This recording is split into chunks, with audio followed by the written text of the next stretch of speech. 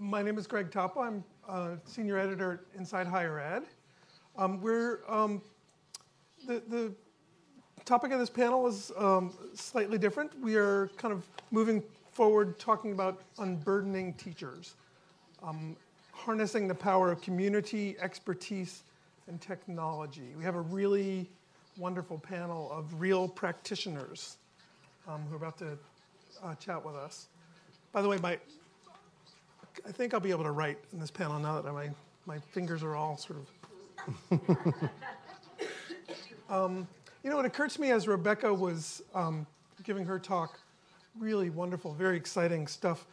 It occurred to me that we are in a lot of ways leapfrogging already, even though we don't know it, in so many areas. And when I think about this thing in my pocket and all of your pockets. I'm sure you all have one of these. What I like to say is that about 10 years ago, we started giving these things, we started handing these things out to our kids on sort of this massive, unprecedented scale. And 10 years later, the result is we have universal telephone ownership among young people. They're the first generation in which everyone has a phone. And they're also the first generation that hates to talk on the phone.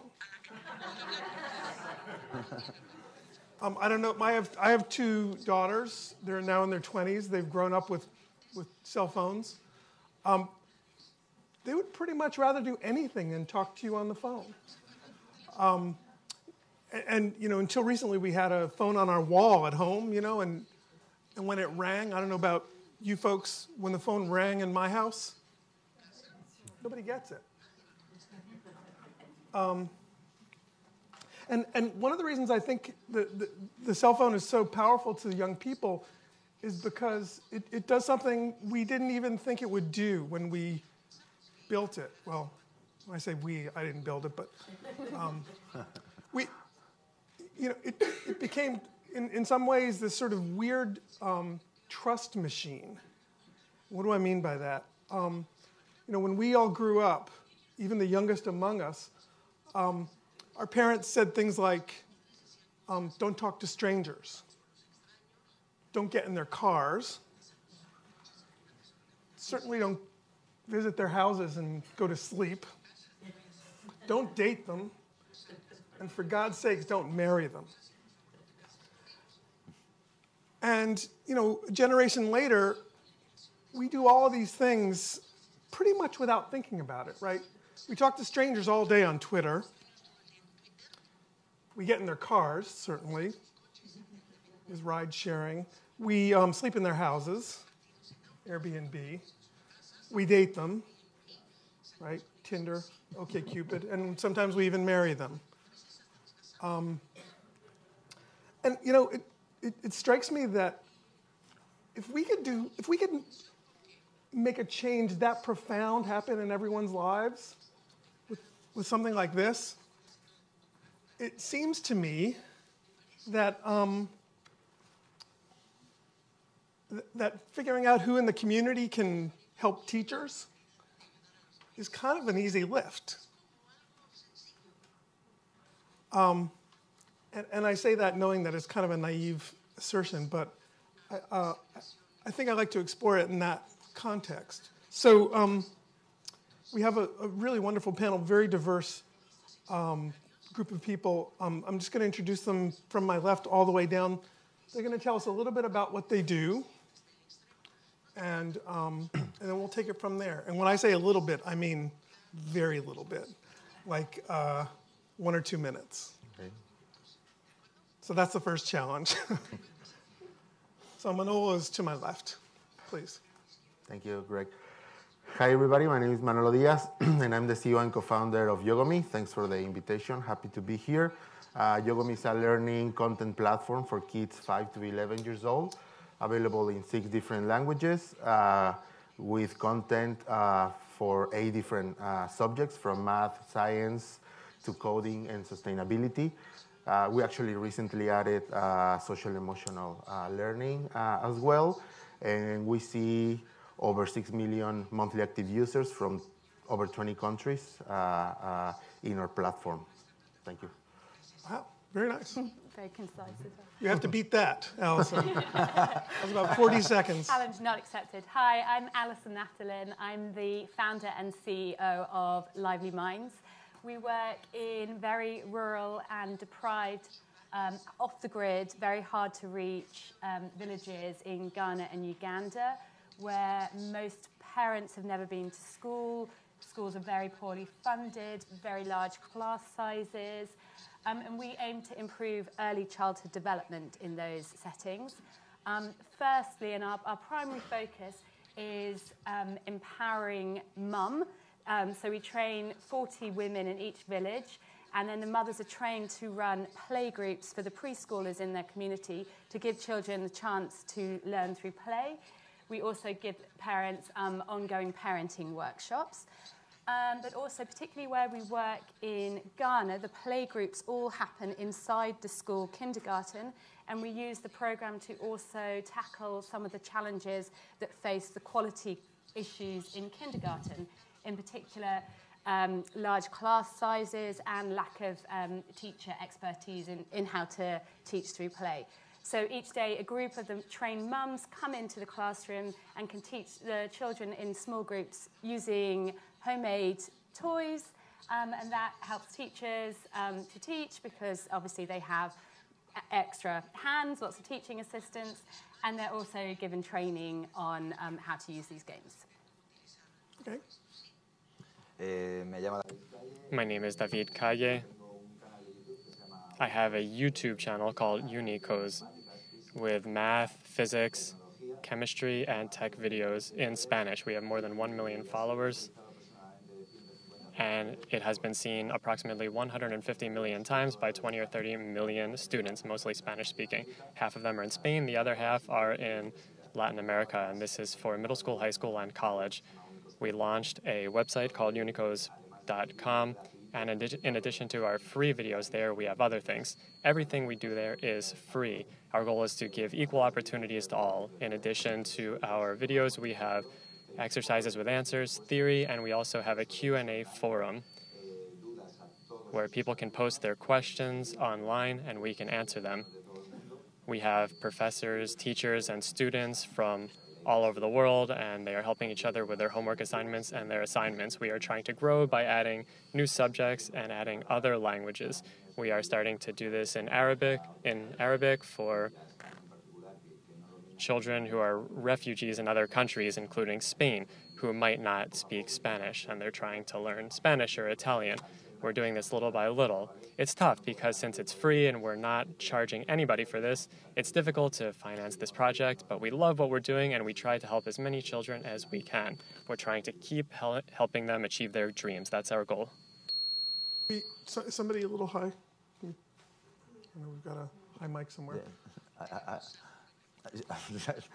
Yeah. my ear is just... Yeah, you came through. It's broken now. It's broken now. Oh, okay. Got two mics. It's feeding back. You're feeding on top of yourself. No, it's not the problem. So just in case you didn't think you'd hear the words Brookings and YouTube star in the same sentence, you now have. Okay. Hadi. Hi, my name is Hadi Partovi. I'm the founder and CEO of Codeorg, and also the person who started this movement called the Hour of Code. My goal in life and my belief is that every school should teach computer science. One thing I was reflecting on when Rebecca was talking earlier about how we have this issue about a skills gap, but also a skills uncertainty, and this question of what are the skills we'll need in the future. My opinion is that we have a skills certainty, which is that computer science is going to be needed in the future, and that in every career, in every country, we're going to have more and more jobs that require digital skills of some sort, and our schools aren't preparing them for this. Code.org is helping schools and actually states and governments add computer science to the curriculum. In the United States, we've helped 43 states out of 50 adopt policies to embrace computer science. We've also built the world's most popular platform for learning to code in schools. Roughly 10% of all the students in the world have tried Code.org because our platform, the early tutorials are available in over 50 languages. In the United States, which has been our area of focus, almost half of schools use Code.org. In the 5th grade, which is our most popular year, 2/3 of all American students have an account on Code.org. So as an example of how fast technology can be used to spread an innovation for something that didn't even exist 5 years ago, the fact that we've penetrated that level is an amazing testament to how technology can impact education. With respect to this panel, I would say our work relies fundamentally on teachers. Even though we provide a curriculum that spreads online, it spreads online from teachers to students. We have almost 1 million teachers teaching our curriculum in schools. Most of them never learned computer science when they were themselves in school, but now they're teaching computer science using Code.org. And I want to get to that. That's actually the first question I want to start with. By the way, in case it's not clear, I'm going to deputize all 4 of you to talk to each other as well as to me. So I like to make this as much of a conversation as possible. I like to say, well, I'm going to have brunch without the Bloody Marys. Okay. Does Bloody Mary translate? Bloody Mary. Okay. Well, nothing could be easier. So actually, let's start with you, Hadi. Your remark about sort of teachers being the interface between the curriculum and the kids. First question I wanted to ask was sort of how you folks see yourselves as working within this idea of unburdening the teachers. Do you see? I mean, you're relying on the teachers. Do you see yourself unburdening them? Absolutely. Let's talk about that. I think if you started from a blank slate and thought, how can technology make education better? There's a number of ways you'd basically find ways for technology to reduce the work of the teacher. But that doesn't mean to eliminate the teacher. The simplest thing is grading homework. Teachers spend so much of their time grading homework, and that is something that can be automated. In many cases, delivering a lecture can be done better with an engaging video. You can get the world's greatest experts to deliver a lecture. So for us, in our curriculum, when we teach computer science, we have people like Bill Gates giving a lecture on how a computer works, which is more interesting, I think, for most people than the majority of teachers giving that lecture. Oh, good. And the homework grades itself, but the teacher plays a role. Could you give my phone to Bill Gates, please? Sure. Thank you. All right, our work here is done. Very good. Creo que es importantísimo. I think that technology can help teachers a lot. I record videos, but I'm not saying that a video could ever replace a teacher. What teachers can contribute to their students is priceless. It has an incalculable value. The idea of videos is just to shake things up in the classroom a little bit. If we look at the time that teachers can make up, the time that teachers can have in the classroom because students have already seen videos outside of the classroom, it can be much more productive in classroom. But teachers will be able to talk to their students more, they'll be able to get to know their students more, and they can do this because they'll have much more time since they don't have to keep explaining the same equation again and again or the same scientific concept. So as I'm saying, teachers can have more time in the classroom to get to know their students, which I think is key. Many of our students want to have a wonderful career, but we want them to be better people. We want them to engage in teamwork and be resistant to failure. And I think that those skills are very important as well. This generation has a lot of virtues, but they have some defects as well. They're more impatient. Is generation of children? Generation of children, not teachers. No, maestro. No, not teachers.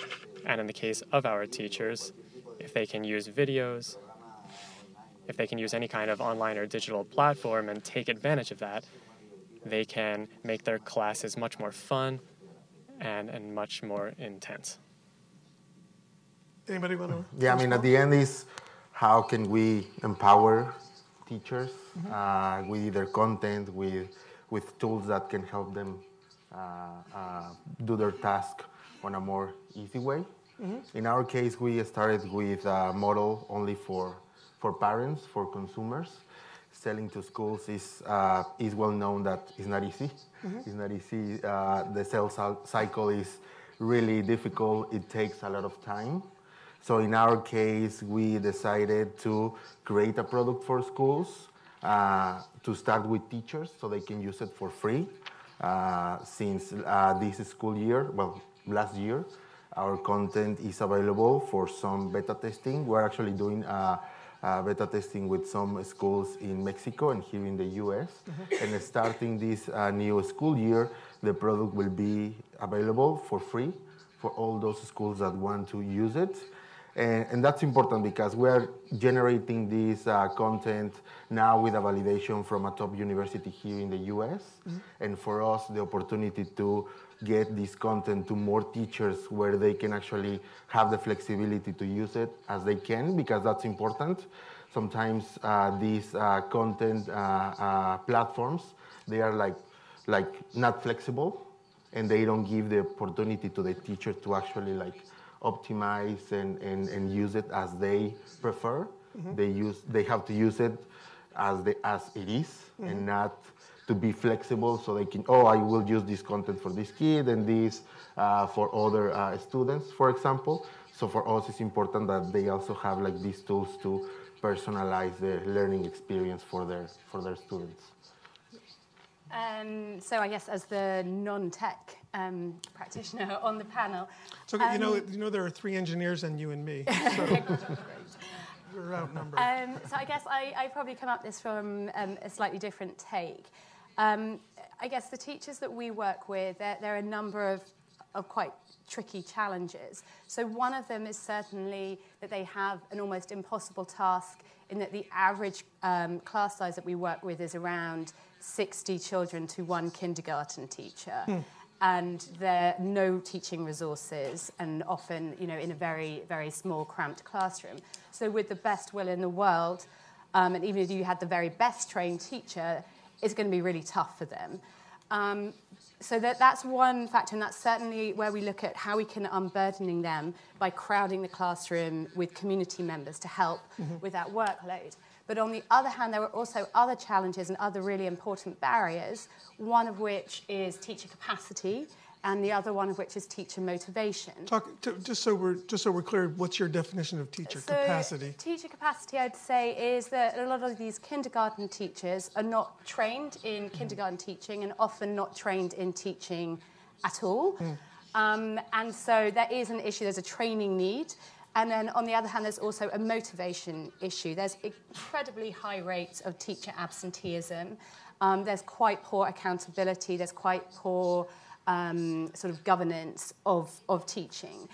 And what we found when we first started to introduce the program, originally when we started implementing, we had this wonderful idea that we'd come in and we'd train the mums and the teachers together, and then they'd all get this excellent training, and then the teachers would lead the mums and would be able to run these playgroups. And actually that didn't happen, because then what essentially happened was the teachers saw this as our intervention. They saw this as an external thing that they had sort of nothing to do with, and actually increased the absenteeism problem, because then the teachers felt, a break. Here are these 7, 8 mums coming in, I can just sneak off and not teach. So instead what we did was we said, okay, teachers, we're going to train you, but it's your responsibility to train 40 mums in the village. It's your responsibility to supervise them. It's your responsibility to provide the ongoing work. So in that sense, we're not unburdening them at all. We're actually demanding that they make quite a big investment. But on the other hand, what we're not doing is we're not bypassing them. We're making them the owners of the problem. We're empowering them. And so I think, yes, in the end, the outcome is that they do become unburdened, because there is this complementary workforce, this volunteer workforce coming in and allowing them to give more quality teaching and allowing the mums to contribute. But on the other hand, that does not necessarily mean reduced work or sort of reduced effort. It's a different kind of unburdening. It's a different kind of effort. Yeah. You know, Hadi, as you were talking earlier, it occurred to me that there are some people, maybe some teachers who might have the same attitude toward what you're doing as what Allison just said, which is, you know, one more thing for me to do. How do you persuade people that that's not the case? Or maybe you don't have to, and I'm just not understanding your pitch going in. Well, most of the teachers who use Code.org are really excited to have one more thing to do, just because they have the same view that you know, when you enter a school, it feels like going back into a time machine, looking at the, you know, it feels like you're back in the 1850s. So they're saying, bring it on. Yeah, I think teachers by and large know that the future is changing, and they wonder, should they be preparing the kids for the same things that we've been teaching for the last 100 years? But really, if they have intimidation, within 10 minutes of having the kids engage with coding and computer science, that changes the mind for the teacher. Because they immediately see that the kids love it, they are enjoying it. And you know, as a teacher, you don't always find one tool that everybody in the classroom is going to enjoy doing. Coding and computer science has very much become that.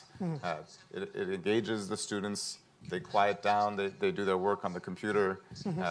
It makes the teaching job much easier if you know, the majority of the classroom is learning on their own, and then you go around to the students that need help. I mean, is there any indication that it's replacing something else, that it's kind of crowding something else out? You know, there's only a certain amount of time in a day. Sure. In primary school, the way most of our teachers introduce coding and computer science is as part of a play hour. Okay. So, you know, in primary school, you have to alternate between, you know, learn some math, learn some dance, you know, learn some English, learn some music.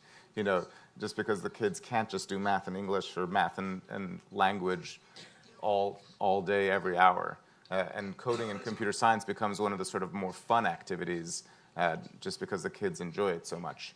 In secondary school, students get to choose what classes they want to take. You know, you can choose, do you want to take biology or chemistry or physics? And computer science becomes one of those choices for students. Well, let's talk a little bit about, there was a really interesting point about it's not innovation if it's not scalable. I think, Hadi, you've checked the scaling box in some way, right? What was your percentage of students who've given it a try? Trying Code.org is 10% of the world's students, about 150 million. Okay. You are the nuclear leapfrog. Wow. Wow. So let's talk a little bit about scaling. David, you were talking about how you know, YouTube is a worldwide platform. How do you scale something like what you're doing on YouTube without being, you know, Cardi B? So rap. Baby boomers there. Yes. We do it with a lot of passion. That's what I was saying. I am a teacher, in fact. I am an engineer, but I teach classes for a living. I would call on all teachers around the world to record their lessons or to look for other videos online for their students to watch. It's very important for teachers to use videos, not for the teacher, him or herself, but rather for students to all end up at the same level. In Spanish, this happens, and I'm sure this takes place in Latin America as well, because I hear from many students and teachers in Latin America. In middle school and high school, the biggest problem that they have is that half the class is learning at a much different pace than the other half the class.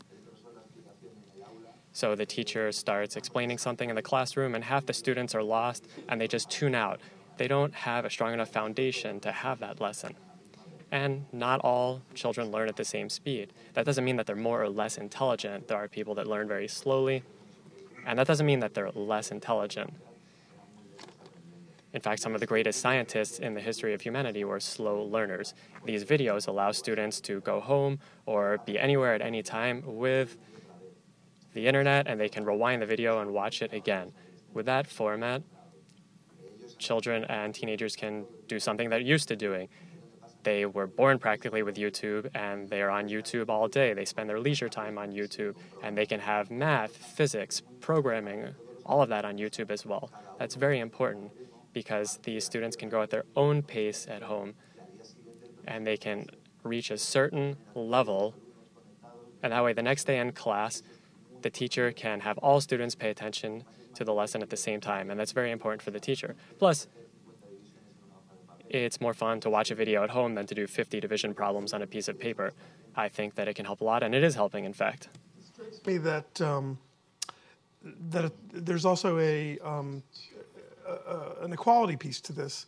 That if I need to watch, me the student, if I need to watch your video 3 times, that's nobody's business, right? Claro. It's between me and my laptop. Exacto. Además, Exactly. Many of these students weren't doing well at all, and we've seen incredible progress. I know that children with dyslexia, with ADHD, deaf children, people with all kinds of issues use these videos. Deaf children can use them because they have subtitles. Recently, the mother of a blind child told me that he started watching my videos, and since he started doing that, he's been doing math much better and he likes it much more. He can hear my voice at home. It's much easier to do this with a video. It's really cheap, actually. All you have to do is have the interest and devote yourself to it. When I started out, I thought there would only be 40 students, and now we have much more. You're giving equal opportunities to all. I do it free. So no matter how much money somebody has, they have the same chances. Not everybody can get a private tutor. I do it at home, and anybody in a public or private space can do it. I would encourage all teachers to do this because I think that it can be very important, not just in math, but in history, English, any subject. Videos can be very important for use in all these subjects. I want to come back to the free word in a second, but let's talk a little bit more about equality. Do you folks in general see your tools as tools of equality? Absolutely. Totally. seguro. Yeah. Yeah, totally. I mean, in our case, when we started, we of course, went with teachers to understand how we can make our content more engaging, not only for private school students or public, for all the students. And the feedback was, I mean, make something that is exciting and engaging for kids. In our case, the Yagami story, we have good guys and bad guys. Kids are the heroes who save the world with the power of their knowledge. So they are fighting against evil Queen Ignorantia, and this story engages kids. I remember when we launched our first games, having reviews from parents, because we have these battles inside of our games. And parents were like, I'm not sure if a game with math and battles is the best for my kid, but I have never seen my kid so engaged with math. So that is actually pretty exciting for me. So having those elements that, I mean, kids are used to. They are used to like seeing the most advanced movies, playing the latest console games. So we can't deny ourselves that we need to create content with quality. And at the end, this content will impact all kids. We need to make sure of that, of course. In our case, I mean, we were talking about like partnerships in the previous panel. In our case, through partnerships, we are taking our content through all these organizations. We are partnering with organizations that are donating tablets. That includes our content for free. So at the end, that content can impact any kid in the world for sure. You know, anybody else want to tackle the equality question? I wanted to say something about equality, which is, the reason I started Codeorg is because computer science is an opportunity equalizer, because the computer doesn't know who's using it. The computer doesn't know, is it being used by a boy or a girl, Are they black or Hispanic or white? But the education opportunity in computer science has been very unequal, and we're headed into a world where it's going to be even more unequal unless countries do something about it. Right now, the United States, United Kingdom, Australia, South Korea, Japan, these countries have all basically begun rolling out computer science at a national level or at a state level. Whereas if you look at Latin America, most of the countries haven't decided that this should be part of the curriculum. And I think this is another round of an industrial revolution we're going to see where the technology leaders are going to be in these countries that are basically adopting this in their education system. Just to follow up on that, I mean, you must get a lot of cynics who say, you know what, you're going to teach my kid some computer language in 2018, and in 2019 it'll be obsolete. I know you have a reply to that. That's a great question. But what's your reply? Yeah, so in our curriculum at Codeorg, we teach the things that have stuck around for 50 years. Has anything stuck around for 50 years? years? Yeah. We teach the concepts rather than the individual programming language. Okay. So the programming language, when I was growing up, you'd learn Pascal, where today nobody uses Pascal. Whereas the concepts of things like functions and variables, those have existed since, they're mathematical functions that you can also use in code. The concepts of conditionals or logic, things like understanding how the internet works, the protocols of the internet has changed a lot in the last 50 years, but the protocols are the exact same. So we teach the things that are going to stand the test of time. And while we're talking about standing the test of time, I just wanted to ask you if you could to give us the short version of what I think is this wonderful idea you have about teaching long division. Because I think it's really in the context of skills that are useful moving forward.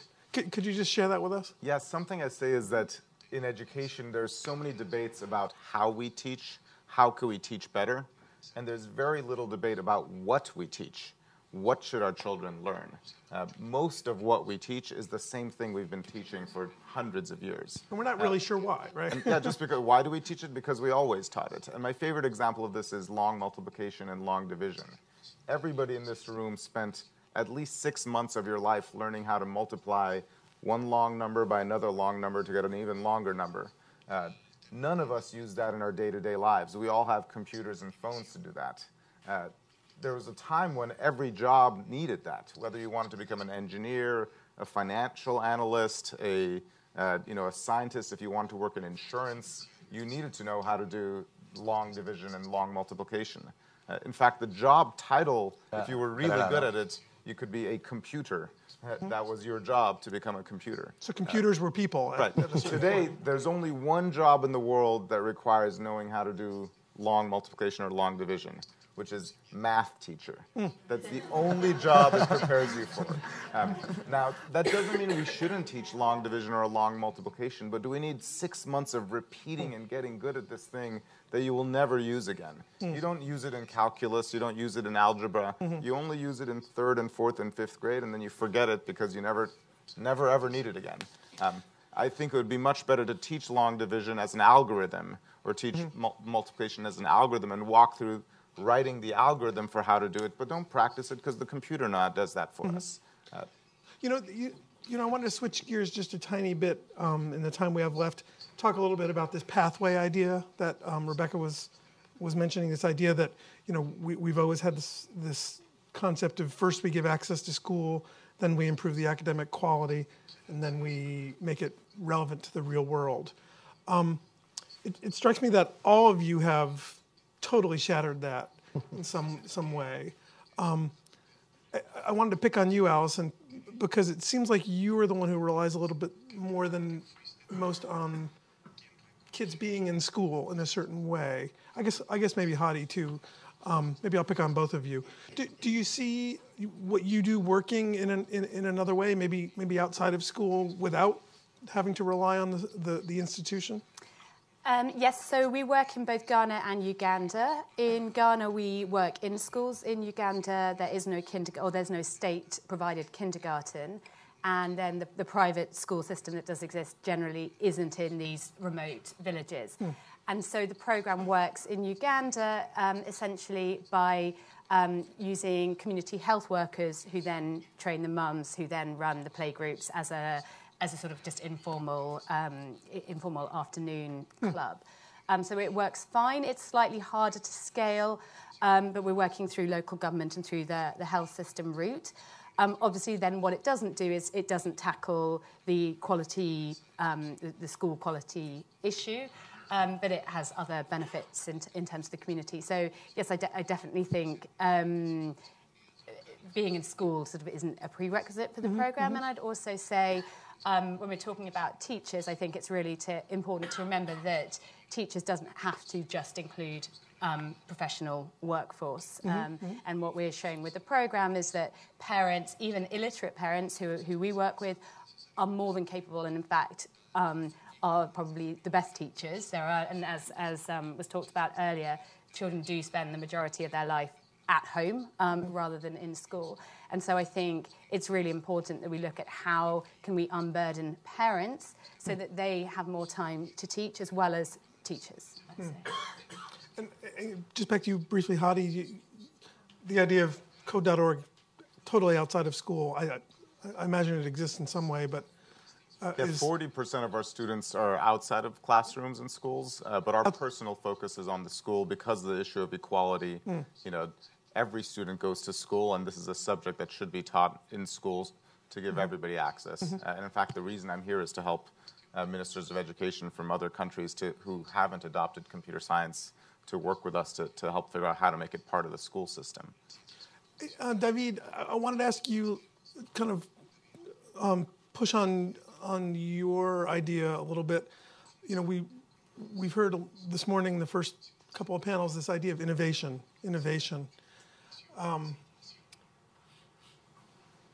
YouTube is kind of a traditional pedagogy. Watching a video, even 2 or 3 times, or building something around it is very traditional, and that's been one of the criticisms that the so-called flipped classroom has gotten, right? Which is, what's the innovation? How do you respond to that? Well, in my case, what I try to do is give different kinds of classes. It is true that you're talking about division and square roots, and I explain the same thing that many teachers explain in the classroom. However, in all of the videos, or almost all of them, I try to introduce concepts related to video games, superheroes, airplanes, buildings. I try to tie everything that we see in class to the real world and what the students actually love. As Hadi was saying, we can't keep teaching math the same way that we did 40 years ago when we didn't have the internet. We have to change the way that we do things, and we have to show our students that science is not just letters and numbers on a piece of paper. We can't turn our students into calculators because that doesn't make sense in the current time, and we don't need to teach them to memorize things either because they can just look things up by clicking a mouse. We need to teach them why they're doing things. So if I'm explaining something in a physics video, like a pendulum, I'll put Spider-Man there. If there's a lever, I'll do something with Thor. I can describe something with airplanes or a beautiful building that we have in Spain.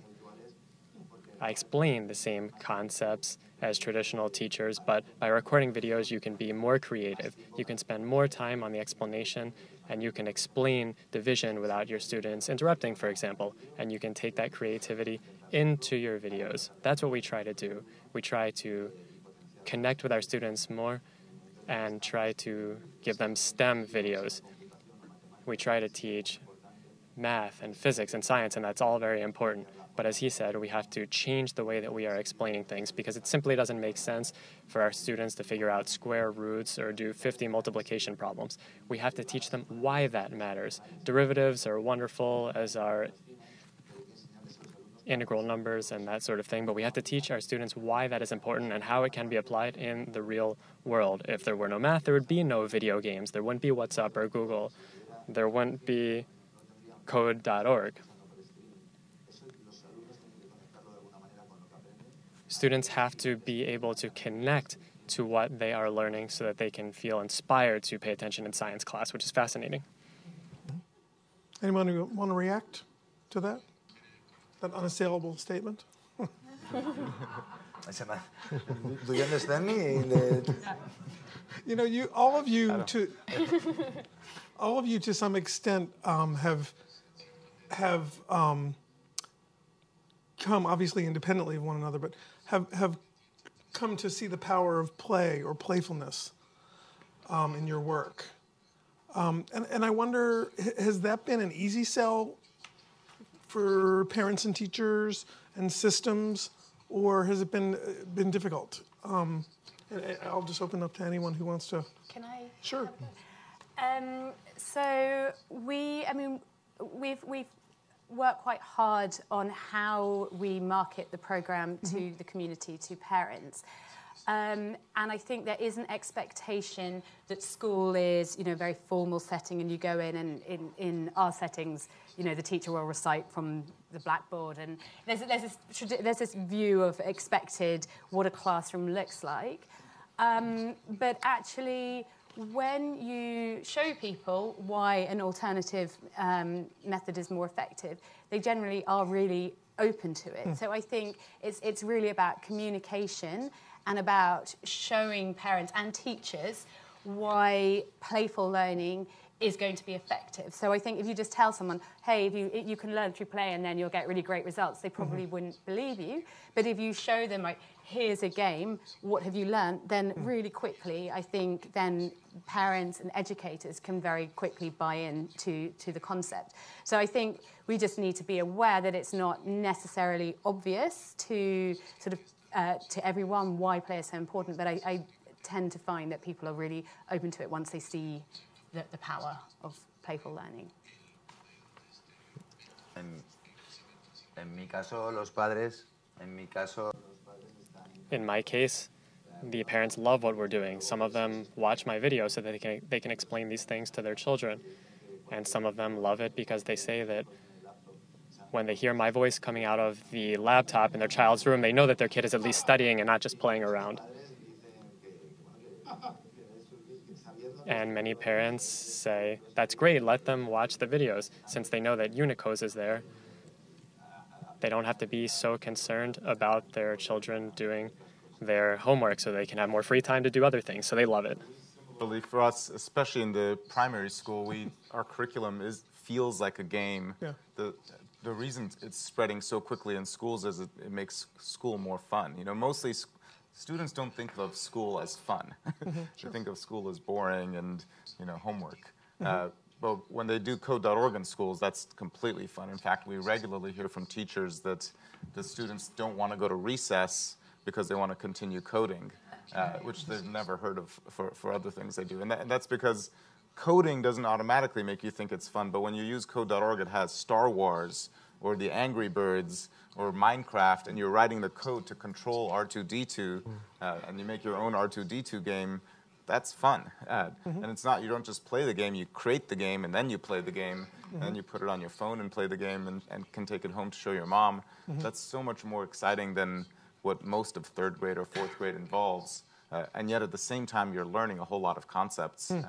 So the combination of making it fun, making it play, but also actually having something that you learn from it is why it is spreading so quickly. Yeah. Yep. We had a chance to do a partnership with the Yale University to do research around our content. So before them actually deciding to work with us, they tried our games, and they were like, I mean, this is exactly what we're looking for. Not only the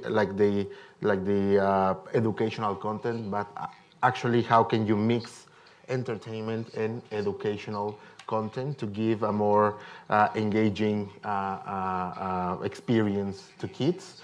I remember attending one of the sessions where they were doing the research, and kids, thanks to these battles and these characters, they were like just going through all the math content and all the different operations, because for them it was, how can I get the next character, how can I win the next battle, the only way to actually achieve that is to go through the educational content. So when they have like these like elements of not only focusing on the educational content, but actually having like a bigger reward for them, where they actually like engage with the story, the characters, and everything, it changes everything. So it's not education anymore. It's a more exciting experience for. So sort of the irony is that when you're playing, you work harder. Yeah. Right. Yeah. And you work for longer. Right. Yeah. Yeah. So, but by the way, David, I think I have a way for you to raise money. I think you need to do your voiceover. Maybe, I don't know, maybe like people's answering machines, you know? I don't know, what do you... Sería genial. That would be great. It would be great for my videos to be dubbed in other languages with voiceovers, because it's really difficult to watch a math class with subtitles. So if anybody here does voiceovers, let me know. That would be wonderful. But I don't want to be a competitor to get Khan Academy or anything like that. I think that would be great. You and Khan Academy, head to head. You know, I'd like to... Ahora estamos ahí. Well, we're getting there. I am Khan Academy in the Spanish language. In Spanish, I am Khan Academy. Me encanta. And I really love the work that Khan Academy does. In fact, I was imitating Khan Academy when I started recording my videos. I looked at what Mr. Khan was doing, and it really inspired me. I said that if he can help thousands of students all over the world, English-speaking students, I'll try to do the same thing in Spanish. So he was the benchmark for me, so I thank him. I think Sal Khan would say he's the unicos of English. You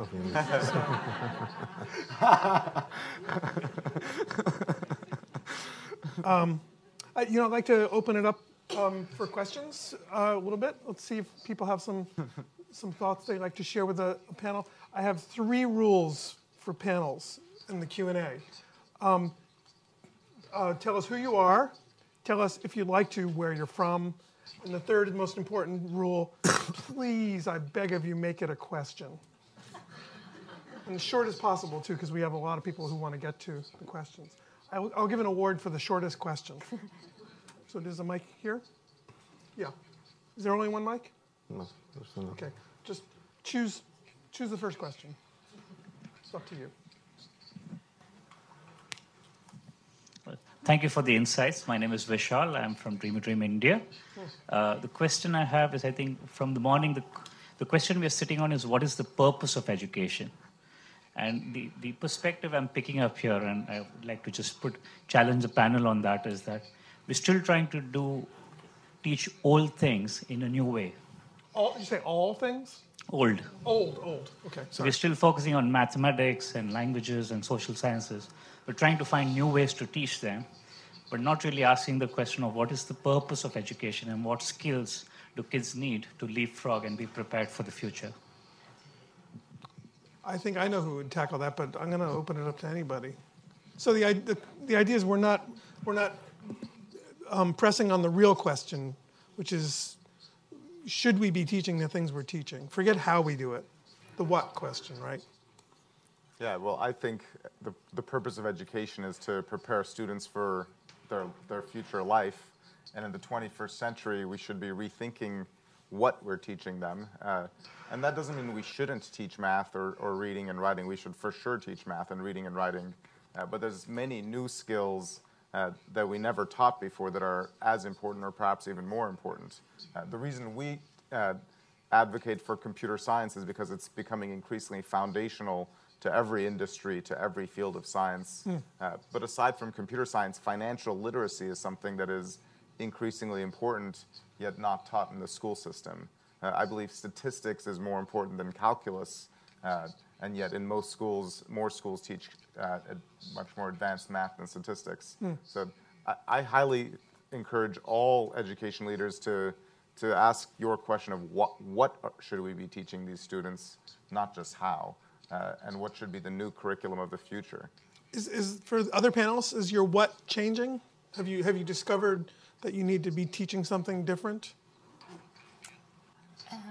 I mean, for us, we look at the sort of 4 main domains of early childhood development. So we're sort of looking at language development, socio-emotional skills, intellectual development, so thinking skills, decision-making, analytical skills, critical thinking, and physical skills. So we do that sort of through outdoor play.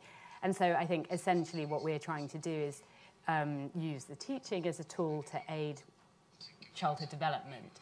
So I guess our content is not domain specific. It's these sort of very foundational life skills.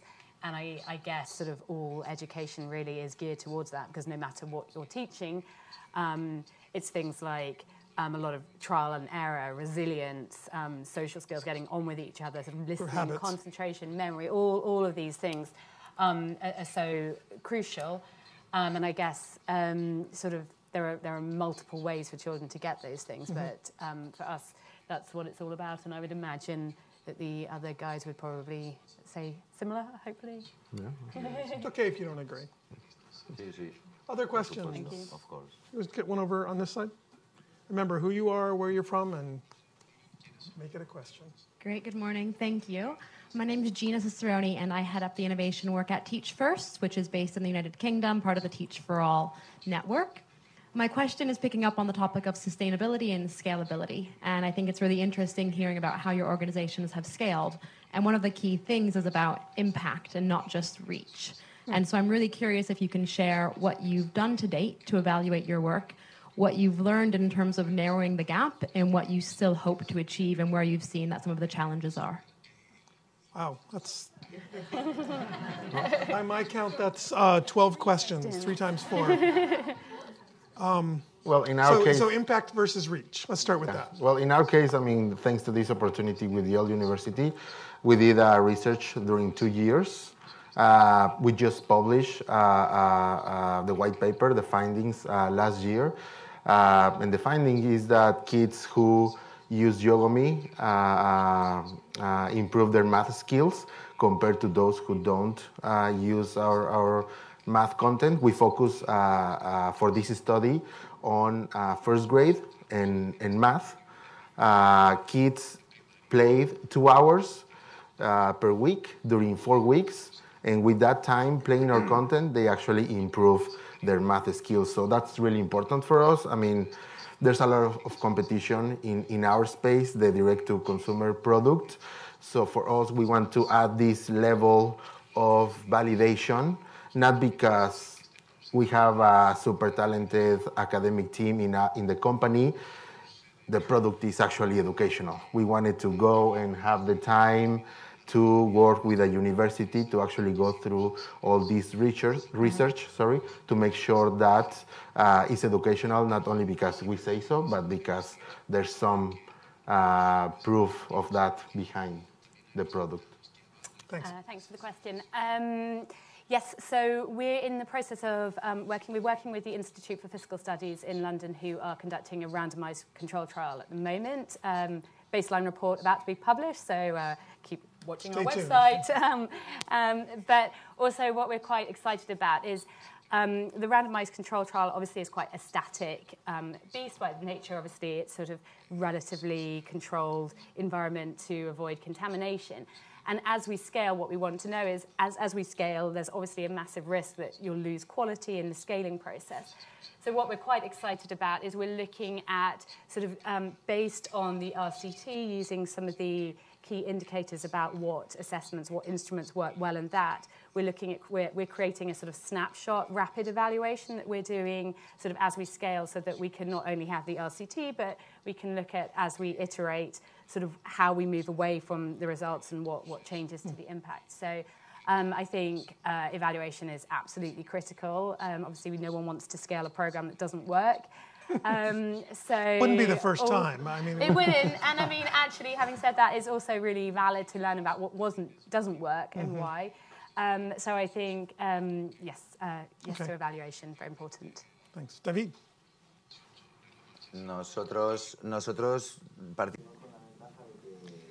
We have the advantage that we have a team of engineers and we have teachers from all over the world. These people have joined this project altruistically. We do have some income using YouTube. We make a little bit of money. It's not like it is in the US and Spain, but we get a little bit of money, or we get a small contribution from a company, and we can use that money to grow. Right now we're starting to talk to certain multinational corporations to see if they can sponsor the project. Because right now our only goal is to hire teachers so that they can record videos in biology, statistics, computer science, other subjects. The idea is for us to grow and for us to help more students. Meanwhile, we're doing it altruistically, and we all have our day jobs. That's what we support our project with, and we just work with our passion, and it's scaling up on its own. Right now, we are planning something. Our engineers are designing a tool to allow professors and teachers to use Unicos in a specific way to see what students have seen videos and what students haven't. They could use Unicos as a platform to do homework, and the teachers would be able to oversee what their students are doing better. We're hoping that we can use that in schools. And if not, we'll just keep struggling, because we'll just keep pushing forward to do what we do. We can still record videos, and our teachers love to help other people, and they love the idea, so we keep moving forward. Sustainability and then impact versus reach and evaluating it. For sustainability, you know, we try to change the actual school system, not just providing a technological tool. And we've worked with 43 states to change the curriculum policy at the state level, and with about 200 school districts to change curriculum at the level of the school district. So all of the largest school districts in the United States have worked with us: New York, Chicago, Los Angeles, et cetera. From a standpoint of evaluation, there's two things we try to test. One is, are the students learning computer science, which they better be learning that because that's what we are teaching them. And in our high school classes, in the advanced placement class, which is a college level course, 73% of our students pass the exam. And this is, remember, their teacher never learned computer science, but that teacher using Codeorg is enabling 73% of students to pass a college level advanced placement exam. The other thing we've been evaluating is whether teaching coding and computer science helps in other subjects. And this might be the most interesting, which is we just worked with a third-party researcher that found that in 3rd, 4th, and 5th grades, the students that used Code.org more perform better at their math and science and English and literature exams at the state level. So, and that, I think, is an interesting finding in general, just because it helps engage students more in school and makes school more fun so they get better at everything. So, David, this is not your day job?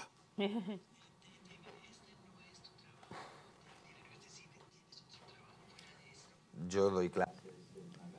Yes, I am a teacher in an academy, and I use this as a service when I'm not teaching to help students pass their exams. I'm a consultant. I have a lot of work, and I just manage to work a few hours a day on Unicos, and during my vacations and on weekends, I record more videos. And you sleep sometimes? Here and there. En los aviones, in the plane. On planes. I'm going to get to more questions. I want to talk a little bit about this idea of things being free, because it sounds like what most of you are doing. There's at least the intention of keeping it keeping it free for institutions or for families, for teachers. But as we're all hearing, pretty much all of you talk kind of in a sort of implicit way. This is expensive stuff. It costs a lot to produce. It costs a lot to make it good, to keep the fidelity, to in Hadi's case to travel the not only the country but the world, trying to make sure that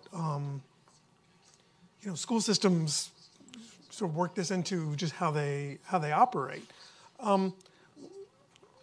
It's like free parking, right? Free parking isn't free, right? What you guys do is free, but it's not really free. Can you offer some thoughts on? I guess it's a different kind of sustainability, right? I had the same conversation with Luis Vonan of Duolingo, right? Duolingo is this sort of, this language app that all of my kids' friends are using, and it's free, and he intends to keep it free, but he's got very clever and interesting ways of paying for it around the edges that never affect the users. I don't know, it's sort of open to anybody. How do you keep what you're doing free without going broke? Is that the right? Maybe that's not even the right question. I mean, maybe let's. All the material on Codeorg is free. It's not fake free. Okay. And in fact, it's so free, most of our videos are licensed under Creative Commons, which means Unicos could take the video and post it on their YouTube channel and just say, it's our video. You can literally copy the content. All of the technology is open source. And in fact, in Russia, they don't want the students using code.org, so they made their own Russian version using our open source platform and just copied all the stuff. And we're okay with that. We're very willing to let education, the investment we make in high quality content, we want to reach as many students as possible. So is it just Silicon Valley investors opening their wallets for you? There's a lot of either technology companies or founders of technology companies who themselves became very wealthy because of the skills they learned when they were young, and just thought this is something that every student should have the opportunity to learn. And so, yes, so far we've been very lucky to have folks like Microsoft and Amazon and Facebook be such strong supporters of ours that we make this pledge of making it free. So what about everybody else? Yes. Working part-time is a...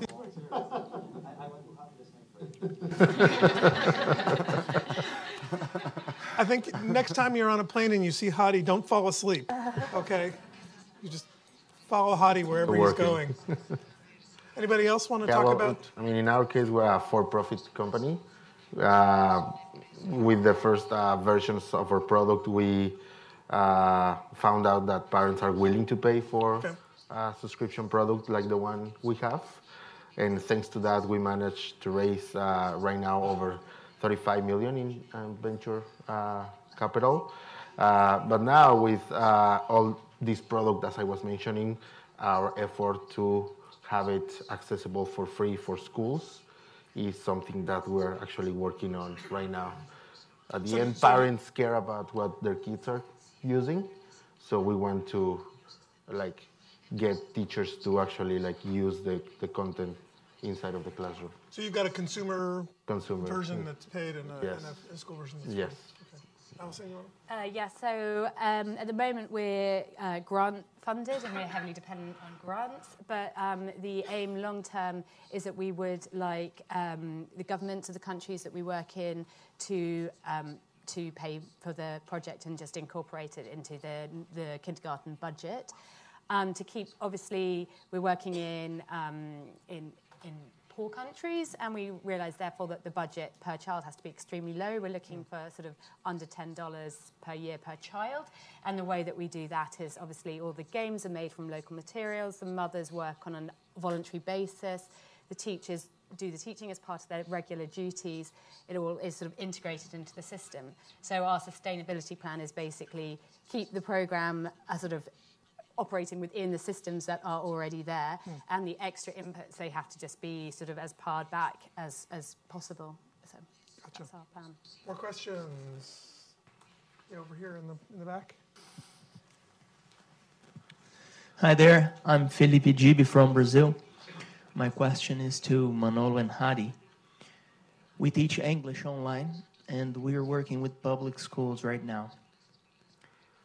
We have faced resistance from the teachers because we see students learning faster than them sometimes. On your platform? Through our platform. And in Brazil, 97% of the teachers don't speak English. The English teachers don't speak English. How do you guys deal with the resistance from the teachers? Because the teachers come to the Secretary of Education and say, this program is challenging us. And then the Secretary of Education come to us and say, it's hard. The students are learning, but the teachers, how do you deal with it? So it's kind of a question about control, right? I mean, who's in control? We're lucky. We have the opposite problem, which is the teachers go to the secretaries of education and say, you need to be teaching this because we love it so much. We have, I'd say, the exact opposite of teacher resistance. But I think part of that is because in your situation, the teacher doesn't think that English should be taught with a computer. In our case, they assume if it's computer science, there's going to be a computer involved, and the teacher doesn't know coding or computer science themselves, so they're happy to learn along with their own students to learn something they never learned before. There is, though, this challenge of some students go ahead of other students, and what we encourage for the teachers is to find the students that are farther ahead and bring them to the front of the class and have them help you do your job. And so the student that is learning ahead of the other students can start developing leadership skills instead of just finishing 10 lessons faster than everybody else. But this gentleman's question was kind of a political question in a way. Maybe you could answer the political piece of that, which is how do you turn the tide? We have the reverse political situation. He has the situation where the ministry wants this and the teachers are resisting it. Right.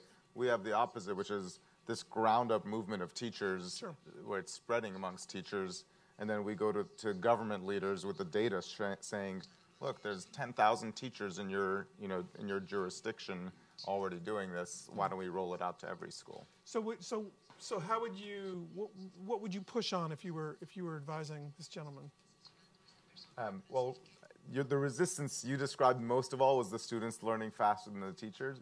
I would encourage to find a way to get that student to become a teacher, to join the teacher at the front of the classroom, because I think the student who's learning the fastest can then develop leadership skills and make the job easier for the teacher rather than getting ahead of them and challenging the teacher.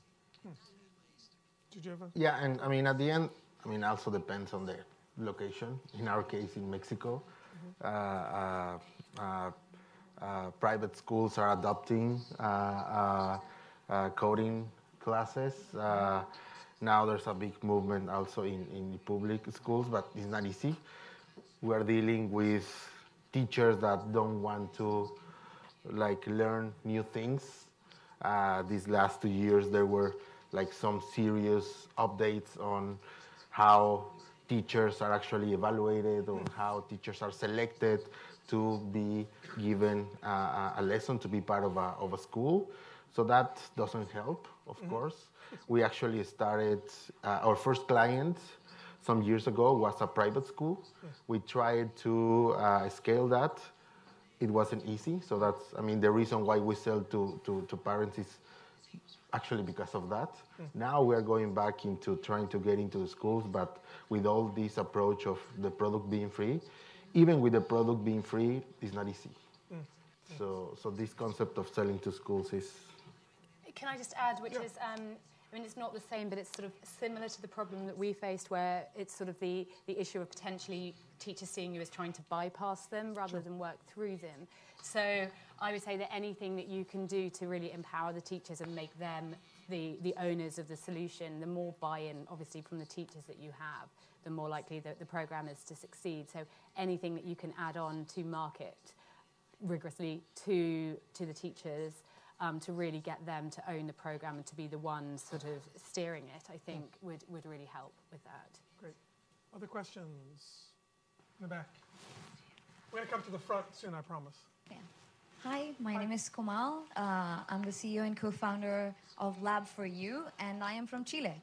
And my question is, now that we understand that the product has impact, in Latin America, we face that many schools lack the infrastructure, basic internet.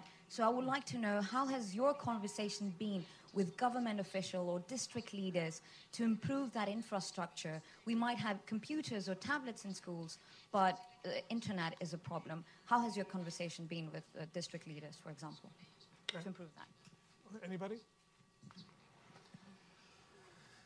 En mi caso, los vídeos de YouTube. In my case, people can download videos from YouTube. I'm not sure what the situation is like in Latin America. I'm not sure if there's full coverage. I'm not sure if they have access to it in every school or in libraries. However, I have many viewers in Latin America, and none of them has ever told me, well, I can't watch the videos because I don't have the internet. When I was young, I would go to the library, and that's the only place that I could get information.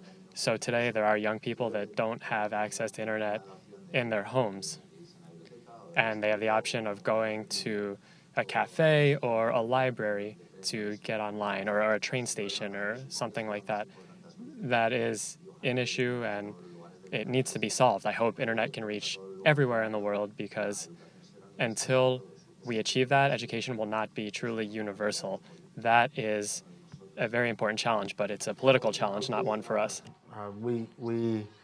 Some years ago we decided we didn't want it to depend on governments to really like sell or have our product more reach. As an example, this government, the current government in Mexico, gave these tablets, like Android tablets, to, I think it was like 1 million students some years ago. The thing is, the content was really bad. They were missing a lot of content. 2 years ago, I attended a meeting with the team involved in this tablet project. They don't even want to mention the project. I mean, 2 years after they gave away these tablets, it's like prohibited to talk about the project. They are just waiting for these students that received the tablet in 5th grade to complete elementary school, so there's no like proof of this project being Never there. existed. Yeah, I mean, when you depend on government, it's like a lot of things happening there that you really don't want to be part of. Hey, Rebecca, what was the in the book, the program? It was the tablets that were basically not connected. Can you talk? Can I ask you to come up and talk for 30 seconds about that? Because that might be an interesting way to sort of square the circle. Yeah, the book opens with a story from an NGO called Pratam, which many of us know, that's based out of India. And their founders, Madhav Chavan and Rukmini Banerjee, did an experiment where they have for years been developing educational content in Hindi and local languages and testing it and making sure it works. And then they loaded up a bunch of Hardy tablets and basically brought them to, I don't know, their pilot was 400 rural villages. That was their initial pilot. And they said, you know, 2 rules. 1, kids have to share the tablet, 10 kids to a tablet, so 2 groups of 5, and a parent has to charge the tablet at night. And then they just saw what happened. And it was offline. These are kids that didn't have any internet. And then they used every 2 months or 3 months, they would send back a community worker who would get the data off of what kids are, what are kids doing with the tablets and onload new content. And it was exceptional. I mean, the first thing that the kids did is they hacked all the passwords to bypass the tablets and started doing their own content, making their own content. But it really, it boosted academic scores, but did so much more than that. I mean, it strikes me that that's a possible good example. reply to the questioner. I don't know. Does that help? We go back to you. Can we give that person a mic, please? Hang on. Can maybe Hadi speak about the conversations he's had with government officials? Sure. When I've spoken to ministries of education globally, but especially in Latin America, the message I hear is there's very few places that have connectivity in every school. The exceptions in Latin America, I think, are certainly Uruguay with Plan Ceibal and Costa Rica. But there's many countries that are investing and increasing it. So, for example, Paraguay or Ecuador have announced plans to not only get computers to every school, but even one-to-one computing. Argentina is on its way towards getting there. So I would say on the first front, we don't have one-to-one computing or even computers in every school, but it's improving. But the second thing I'd say, for what we do for computer science, you don't need one-to-one computing. You need 20 to 30 computers for 1,000 students. That's enough to teach a computer science class in the school. And many schools actually have that. So for example, in a city like Medellin in Colombia, you don't have one-to-one computing, but every single school has at least one computer lab that's connected and that works. For us, because we want to reach every child, we're now investing in trying to figure out how to make our entire curriculum and all of our videos work offline, disconnected as well. So for the schools that don't have that, we can give them something on a thumb drive that they can go from computer to computer to enable. We're not ready to roll that out. We're just getting started thinking about it. But I think that's going to be the way to reach every child if you think about countries that don't have good internet access. Nice. Okay, let's move up to the front here. Can we get this gentleman in the second row? Thanks so much for your great short questions, by the way. Hi, my name is Mark Reading from the Atlassian Foundation. My question is primarily for Hadi. Hadi, I can't recall how many languages you mentioned earlier that Codeorg content had been translated into, but my recollection was that it was a very large number. And I guess for scaling purposes, often you will need to translate content into multi-languages. My question to you is, how have you gone about that? Have you created some sort of translation system, particularly when you've had content that presumably is evolving and rather than being static? So any insights that you can share in relation to translation would certainly be welcome. Sure. I want to make sure I don't overstate. We have 400 hours of curriculum, and maybe 10 hours of it is very broadly translated. So our most popular one-hour tutorials are in over 50 languages, and they're translated by volunteers. And volunteers translate these instantly. When we create a new one, they get translated. And I think it's actually more than 50 languages. There's languages like Kazakh in Kazakhstan, or Icelandic, Catalan in Barcelona. There's groups that have translated just our one-hour tutorials. Our next 50 hours of curriculum is translated into about 15 or 20 languages, and then the rest is only in English. So for us, one of our most important projects is to translate to everything. And the way we do that is we use a system that enables crowdsourcing of the translation. So anybody can come in and translate, but then we work and identify regional partners in individual countries that have a real interest in doing it. So for example, in Barcelona, there's this group that wants to see computer science taught in Catalan. So we're not relying on the volunteers. That group is actually doing the work. They come into the crowdsourced system. Gotcha. We have time for maybe one more question. Can I get this gentleman in the middle here?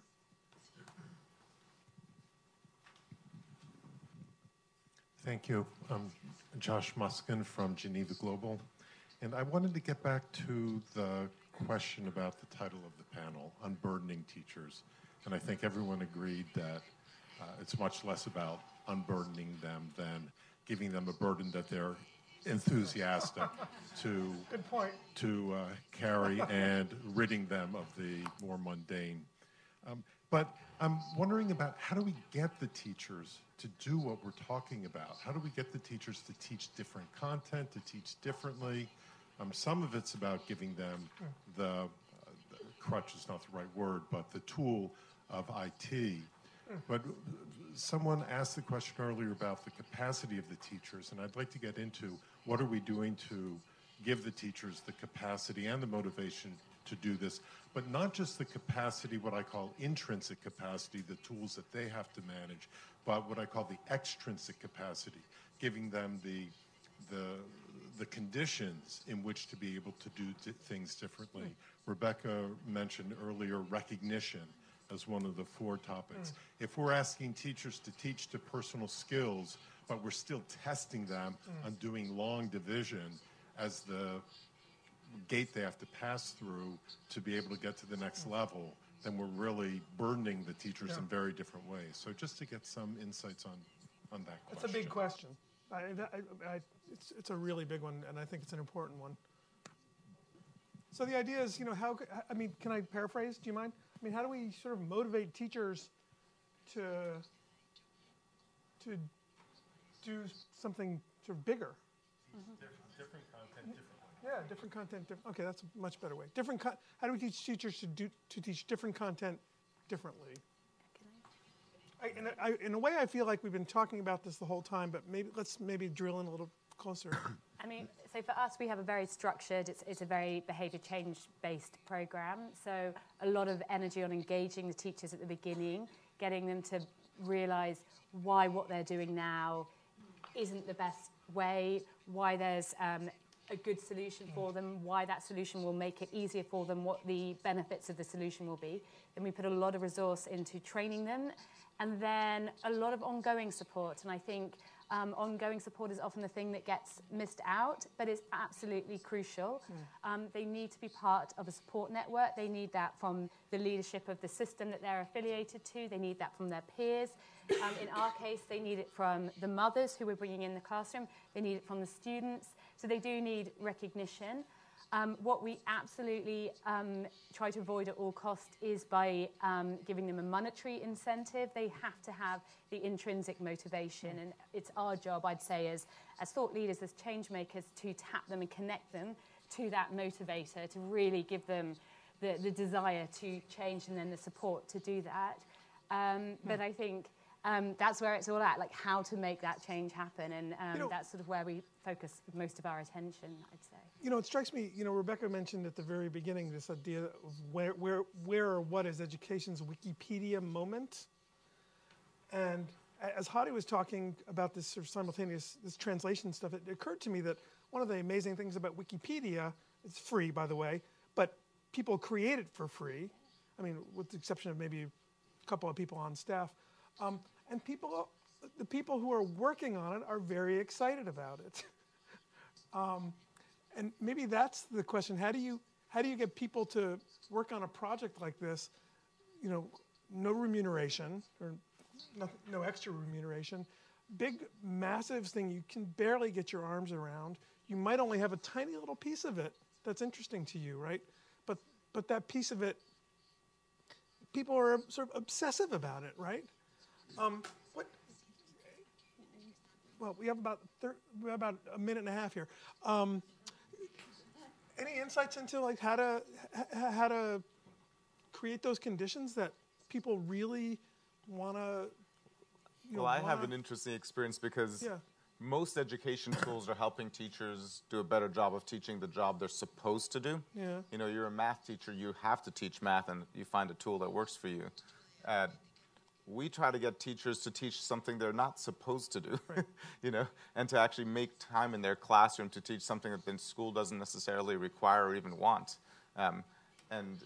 And so motivating the teacher is a big part of what we need to do. And at Code.org, I think of ourselves as almost two things in one. One part is an online learning platform like a Khan Academy, but the other part is a social movement to basically wake up teachers and sort of make them feel like they're kind of taking a little bit more control over the education that their students are getting. I think maybe, actually, that's an interesting way to put it. Maybe we need to sort of create a social movement. Yeah, we regularly use the language of calling this a teacher-powered movement.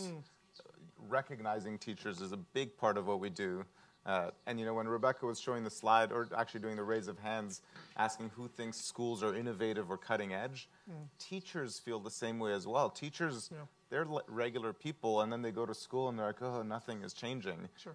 And part of what has made Code.org successful is we tell these teachers, you can be the change that you want, and make them feel like this is their thing. And that motivation is a big part of what helps them think about teaching different content with different tools. So I wish we could talk a lot longer. We are pretty much at the end of our time. I want to thank these wonderful panelists and also thank the great audience for your wonderful questions. So please give everybody a round of applause. Thanks for watching. Be sure to like and subscribe for more videos from Brookings.